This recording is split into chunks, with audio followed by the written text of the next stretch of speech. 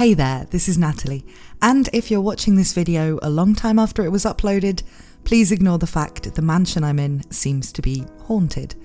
It was around Halloween when I made this video, so I'm going for a haunted Roswaal's mansion feel here, while I talk about the new information from the greedif light novel. So, as you may well know, the latest Japanese ReZero Blu-ray release came with a new light novel version of the greedif, or Kasaneru as it's also known, which makes the full title of the greedif in English, Repeating Life in Another World.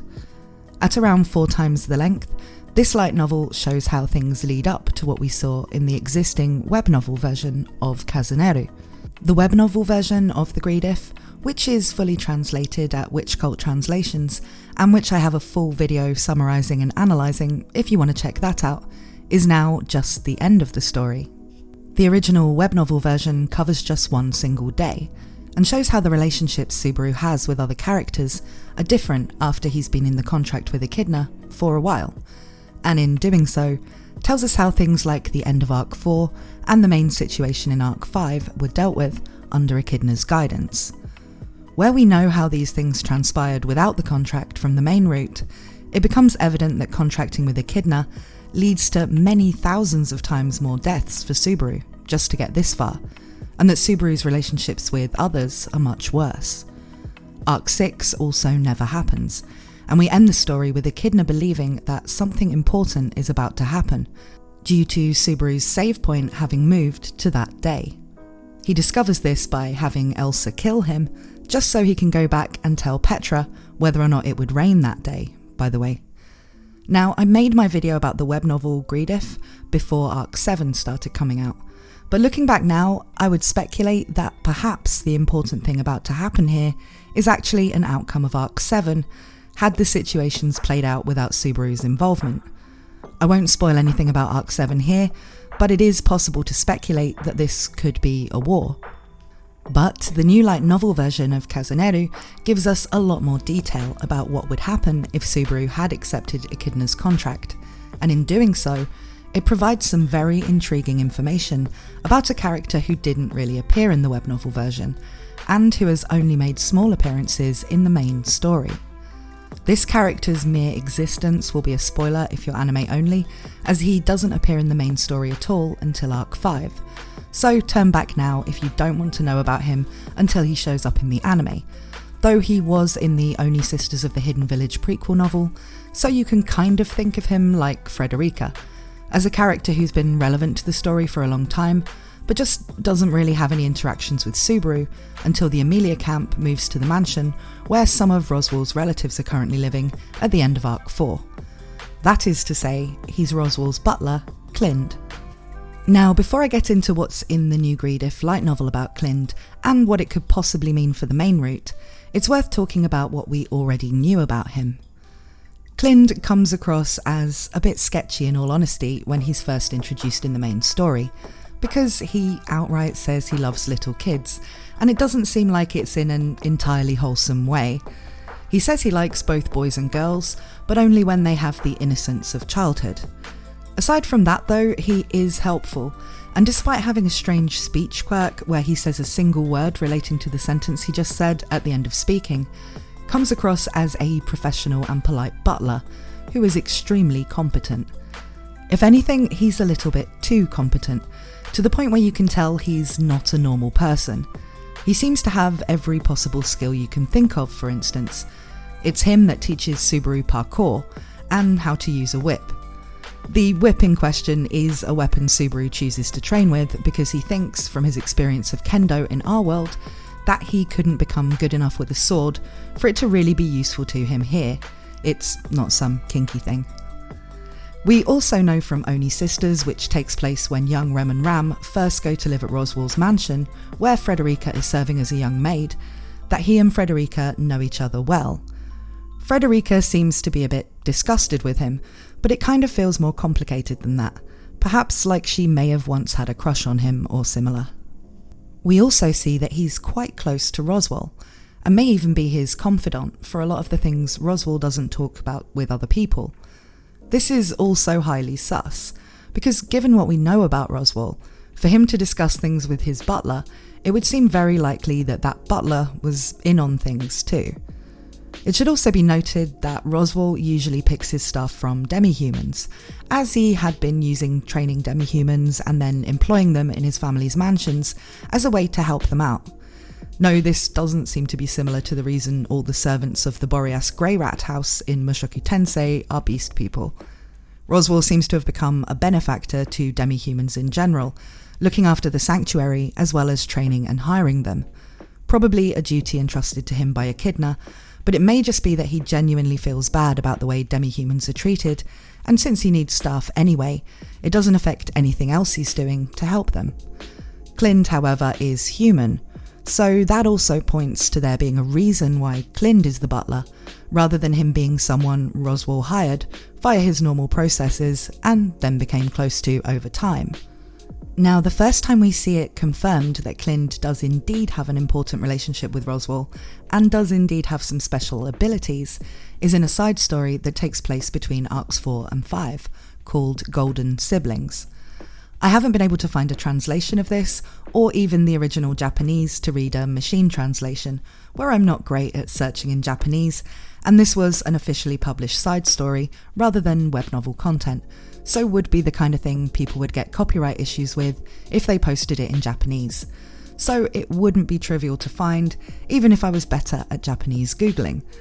However, I did manage to find some information on it on Twitter from user Clind, who tweeted about it in Japanese, and from a site that had a summary of it in Korean. So yeah, my making sense of Google Translate skills got a real workout today.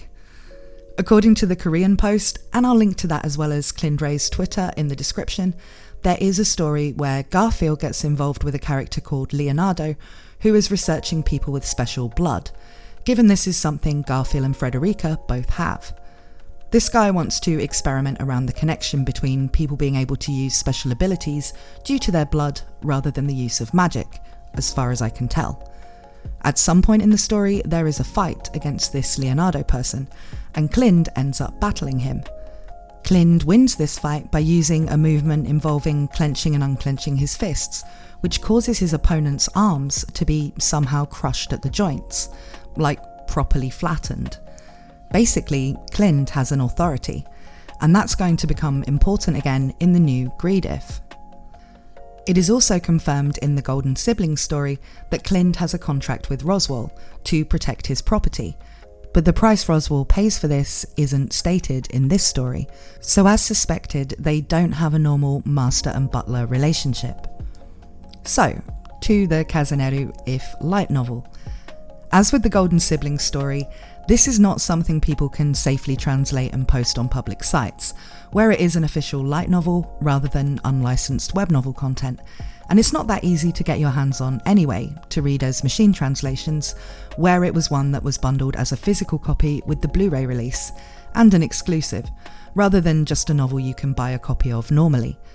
This means I have, unfortunately, not actually read all of it, only some snippets that I was able to find translations of through the Witch Cult Translations Discord and Twitter.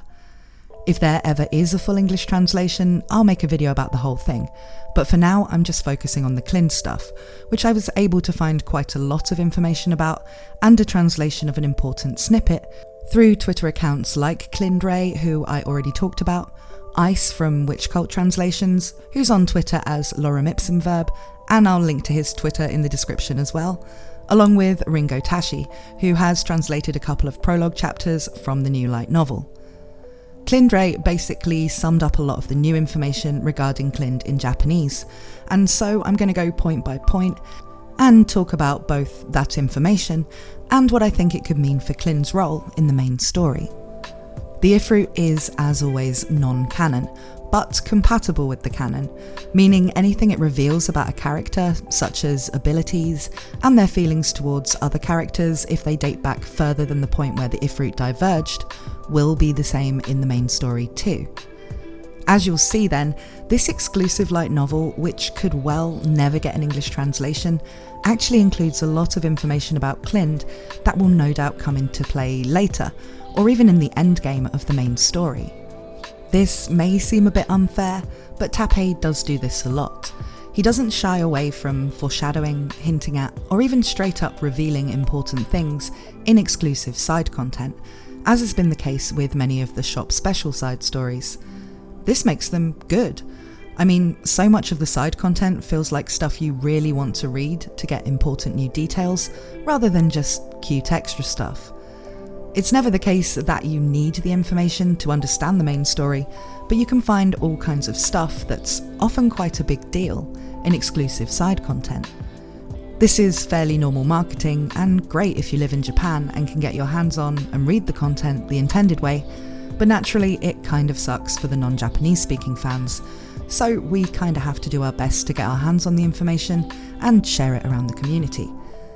So, the first thing we hear of Clind in the greedif light novel is in Prologue 3, titled Almighty Butler. This has actually been translated by Ringo Tashi, so I suggest checking out his Twitter, which I've linked to in the description, to find a link to it. This prologue part talks about how Clind is unsettled by Echidna's presence being able to impact the world again through Subaru. He believes that while he and the witches once had the world as their stage, the witch should have perished a long time ago, and the current era should only be a stage for those living in it. So this tells us some important things. One, that Clind knew the witches, though it does say they were more acquaintances than friends.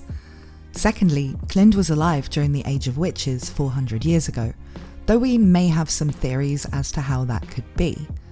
Could he perhaps have been using a similar method to Roswaal to stay alive that long? Could he be a spirit or another long-lived race? Or could it be that maybe the part of him that has those memories is not his current self? Either the first or the last of these options could tie into him in some way being Hector, part of Hector, or having Hector's witch factor, and there's certainly a lot here that suggests a connection between Clind and Hector, adding to the hints there have always been that Roswaal and Hector are more connected than just being historical enemies. I'll talk about that a bit more after the other points from the new greedif though. The other thing we learn from the prologue is that Clind detests the idea of the Witch of Greed having influence in the world again.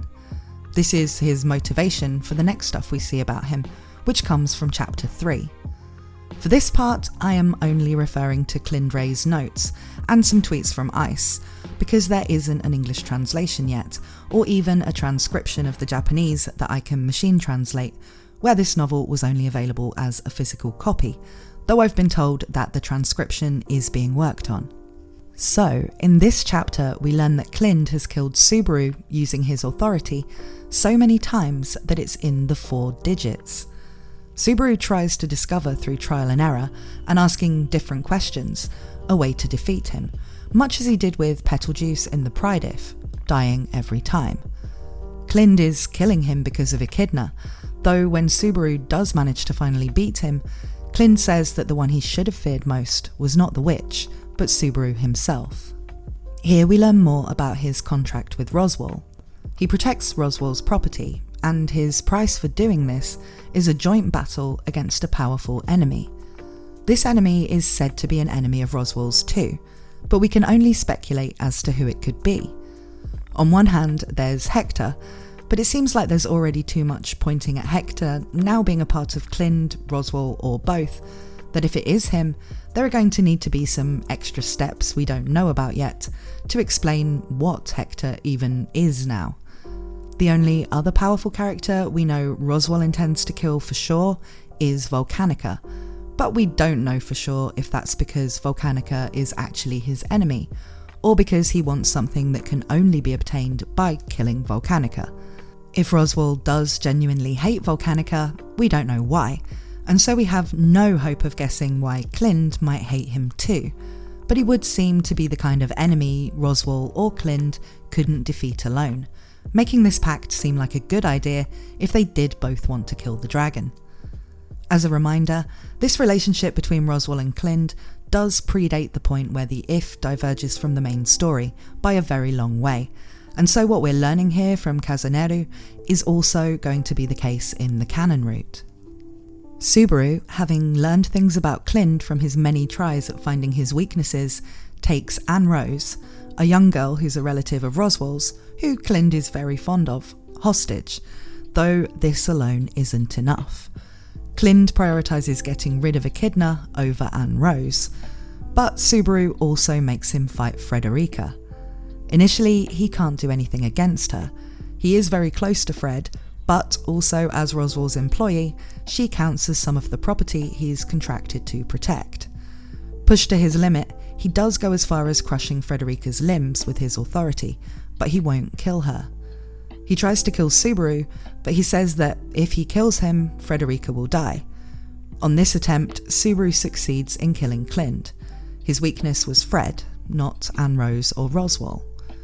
So from this, we can learn a lot about Clind, that he definitely has duties well beyond that of a butler when it comes to Roswaal, and that he's a very formidable enemy, shown, as in Golden Siblings, to have the ability to crush things with just a hand gesture, as well as all of the various skills we know he has from the main story, which include all kinds of weapons and combat skills. We know that he was around in some capacity 400 years ago, was acquainted with the witches, and will do almost but not quite anything to stop Echidna having an influence on the current age. It's also stated in a Reddit post crediting the source as Diab26 on Twitter, and as before, the post and Diab26's Twitter are both linked in the description, that Clind confirms that the Echidna in the tomb, that is the one Roswaal wants to revive, no longer has a witch factor. So perhaps he isn't averse to Roswaal reviving her in the same way he's averse to Subaru having a contract with Tea Party Echidna. Otherwise, this would point to a big conflict of interest between Clind and Roswaal. Now, the strongest theories about Clind relate to Hector. Whether Clind actually is Hector, having been brought over to Roswaal's side at some point between their fight 400 years ago when Hector was after Echidna, or he is the new holder of the melancholy witch factor, and Hector is dead or sealed or in some other way no longer has it. The authority we see Hector use in that fight seems to be gravity related, and so not vastly different to an authority that crushes things. Hector knew Echidna and was keen to stop her. Plus, interestingly, Hector remarked to Echidna that she was cuter when she was younger, and we know Clind is attracted to pure and innocent people, usually children. Both Hector and Clind have distinctive ways of speaking, though Hector's is like Roswaal's rather than like Clind's, but there is a line where the single word Clind used at the end of a sentence is melancholy, which seems kind of like it's intended to make us consider a connection.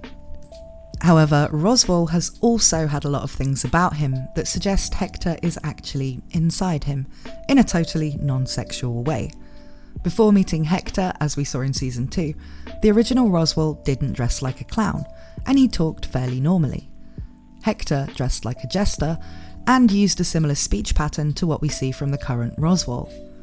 It could be said that Roswaal took on these things to remind himself of his failure to protect Echidna and his defeat in his first life, but it could also be that he did in some way defeat Hector and now has his witch factor or some other aspect of Hector integrated into himself.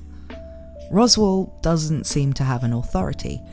He had a gospel, but it was one of the 2 complete gospels given out by Echidna. We've never seen him use anything other than normal magic.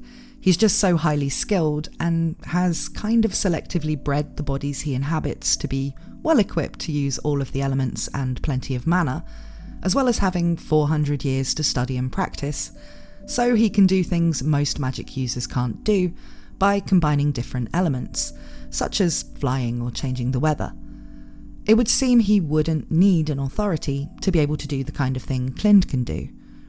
So another idea that this if has given a lot of people is that Hector is kind of split between Roswaal and Clind, with Clind using the authority of melancholy, and Roswaal, well, we don't really know what Roswaal has if this is the case, outside of superficial things like his speech and fashion sense. Still, perhaps there's more to the price of the contract than we find out here. Perhaps Roswaal, who didn't need it, gave part of the witch factor of melancholy to Clind, in much the same way Louis gave Subaru part of her witch factor in Arc 6, to give him extra strength for his intended battle against his enemy. And in exchange, Clind works for him, using that strength to protect Roswaal's property.